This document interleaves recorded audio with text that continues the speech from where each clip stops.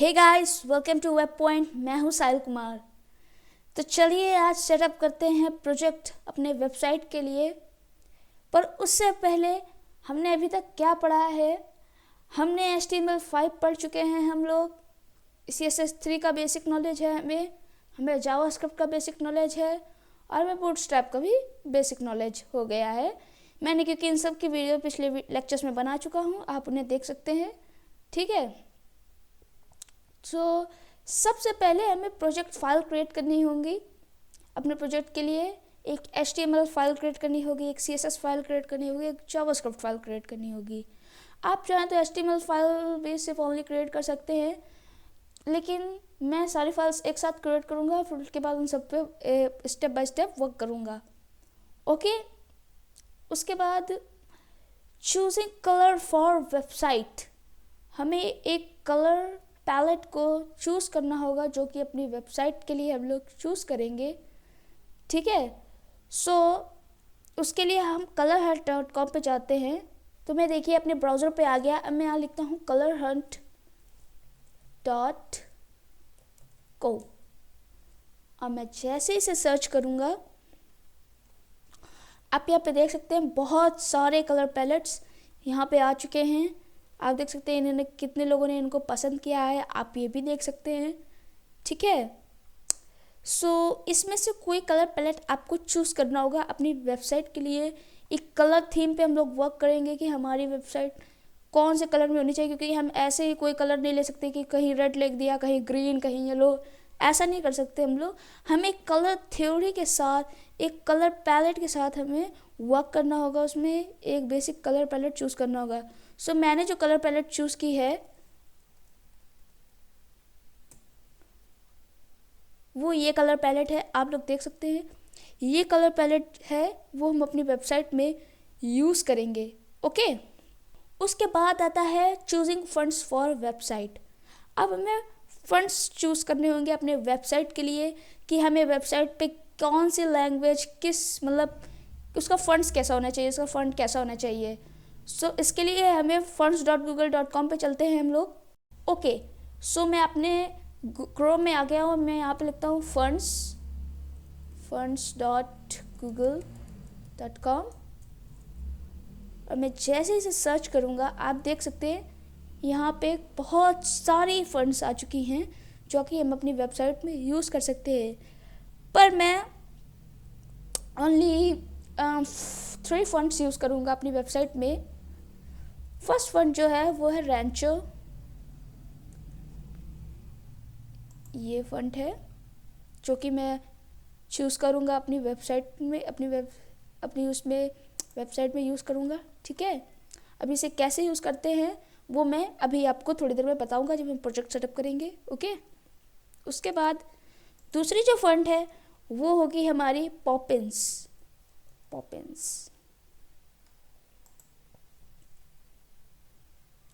Okay, दूसरी जो fund है ये हमारी पॉपिंस होगी। ठीक है, और तीसरी और लास्ट फंड है हमारी स्टैटलिचेस। ये हमारी फंड्स है, इसको हम यूज़ करेंगे अपनी वेबसाइट में। देख सकते हैं आप लोग, कुछ इस तरीके की है ये। ओके, सो चलिए प्रोजेक्ट सेटअप करना शुरू करते हैं। ऑलराइट, मैं अपने डेस्कटॉप पे आ चुका हूँ। ठीक है, अब आपको जहाँ भी अपना वेबसाइट का प्रोजेक्ट क्रिएट करना है, आप वहाँ पे एक फ़ोल्डर क्रिएट कीजिए। मैं राइट क्लिक करता हूँ, न्यू, और फोल्डर क्रिएट करता हूँ। मैं अपनी वेबसाइट का नाम दूंगा animalbecho.com। ओके, अब मैं इस फोल्डर को ओपन करूँगा और मैं यहाँ पर राइट क्लिक करूँगा, न्यू, और एक टेक्स्ट डॉक्यूमेंट और एक HTML फाइल क्रिएट कर लूँगा। मैं इसको नाम देता हूँ home.html। ओके, और मैं यस करके इसे क्रिएट कर लूँगा। ओके, उसके बाद मैं एक और नया सेपरेट फोल्डर क्रिएट करूँगा अपनी CSS फाइल के लिए। ओके, इसके अंदर जाके मैं फिर से राइट क्लिक करूँगा, न्यू, और टेक्स्ट डॉक्यूमेंट में जाके एक style dot C S S नाम की एक फ़ाइल है, ये यहाँ पे क्रिएट कर लूँगा। ओके, उसके बाद इसी फोल्डर के अंदर हमें एक इमेज का फोल्डर भी चाहिए, जिसको मैं IMG नाम देता हूँ। ये बेसिकली हमारी बैकग्राउंड इमेजेस को कंटेन करेगा, जो हम बैकग्राउंड इमेजेस CSS थ्रू लगाएंगे।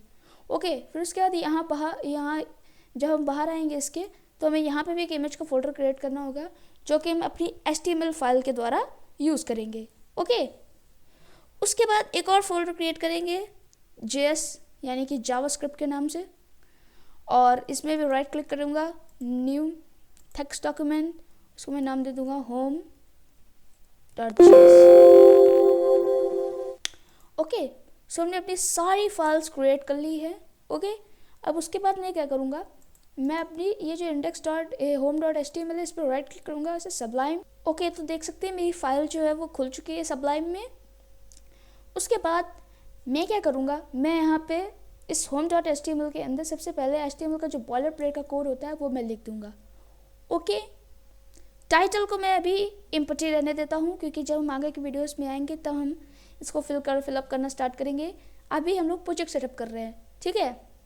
सो हमने ये कर लिया। उसके बाद हमें क्या करना होगा, हमें अपनी इस फाइल के अंदर सबसे पहले बूटस्ट्रैप को इंक्लूड करना होगा।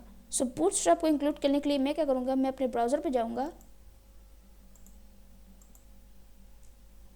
और मैं यहाँ पे getbootstrap.com पे जाऊँगा और यहाँ पे डॉक्यूमेंटेशन पे जाऊँगा और यहाँ से ये जो CSS है इसकी ये कॉपी कर लूँगा। आप चाहिए तो जावास्क्रिप्ट भी आप कॉपी कर सकते हैं। ओके, सो मैं इसका भी यूज़ करूँगा, तो मैं इसे भी अभी कॉपी करता हूँ। सो सबसे पहले मैं यहाँ पे बूटस्ट्रैप को इंक्लूड कर लेता हूँ और आप HTML में इस तरीके से कमेंट्स लिख सकते हैं। कमेंट्स बेसिकली क्या होते हैं कि मतलब ये एक प्रकार से एम्पटी होता है, इसमें मतलब आप दिखाने के लिए वो क्या है ऐसे लिख सकते हैं। इसका मतलब कोई अगर ये लिख देंगे तो इससे कोई फ़र्क नहीं पड़ेगा आपके पेज को, ठीक है। सो मैं लिख देता हूँ बूटस्ट्रैप 4। ओके, बूटस्ट्रैप 4 लिख देता हूँ, ठीक है, क्योंकि ये बूटस्ट्रैप 4 है। उसके बाद मुझे बूटस्ट्रैप की वो भी चाहिए स्क्रिप्ट्स। सो स्क्रिप्ट के लिए मैं क्या करता हूँ, मैं यहाँ पे बंडल पे जाऊँगा, यहाँ कॉपी करूँगा और यहाँ कॉपी करके यहाँ में सबसे नीचे, आप चाहो तो हेड में भी लिख सकते हो, पर मैं यहाँ सबसे नीचे यहाँ पे पेस्ट कर दूँगा और यहाँ लिख दूँगा मैं बूटस्ट्रैप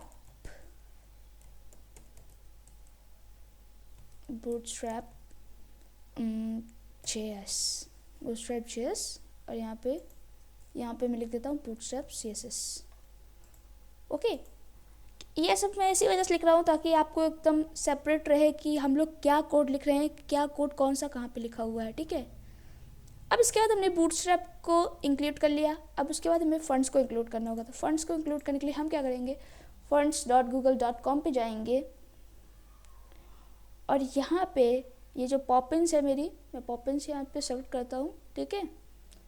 और पॉपिन सेलेक्ट करने के बाद मैं यहाँ से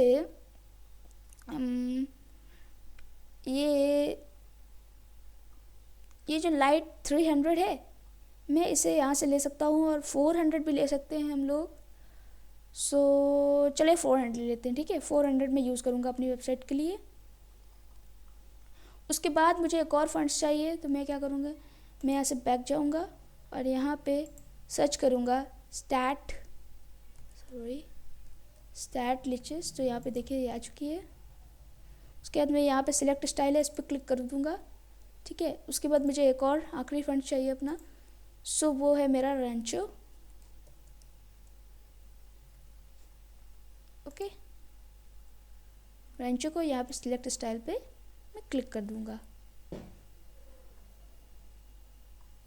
अब उसके बाद आप लोग देखेंगे कि यहाँ पे साइड में एक ये देखिए एक CDN ये जनरेट हो गया है, CDN टाइप का। ओके, सो मैं क्या करूँगा, मैं डायरेक्ट इसको कॉपी करूँगा। आप चाहे तो डाउनलोड भी कर सकते हैं, पर मैं कॉपी करूँगा। कॉपी करके यहाँ पे सबसे पहले ये लिख देता हूँ पे फंड्स। ओके, को अपनी HTML फाइल के अंदर मैं इस तरीके से पेस्ट कर दूँगा और मैं इसे यहाँ पे अब मैं यहाँ पे इसे इस तरीके से कर दूँगा। तो देख सकते हैं यहाँ पे बूटस्ट्रैप CSS है, ये यहाँ पे फॉन्ट्स हमने इंक्लूड कर लिया है।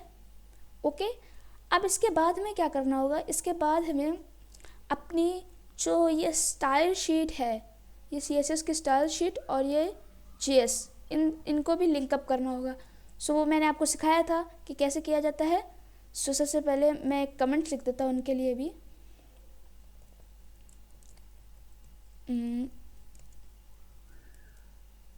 CSS, ओके, CSS यहाँ पे CSS को मैं यूज़ करने के लिए क्या करना होता है, लिंक स्टाइल शीट। अब स्टाइल शीट का हमें पाथ लिखना होगा, तो पहले मेरी स्टाइल शीट मेरी फाइल यहाँ पे है और ये देख सकते हैं ये CSS के अंदर एक style.css नाम की फाइल है। तो हम क्या करेंगे यहाँ पे CSS/ उस डायरेक्टरी के अंदर हमारी फाइल का नाम है style.css। ओके, उसके बाद हमें अपनी जावास्क्रिप्ट फाइल को भी लिंक करना है। सो हम अपनी जावास्क्रिप्ट फाइल को भी लिंक कर देंगे।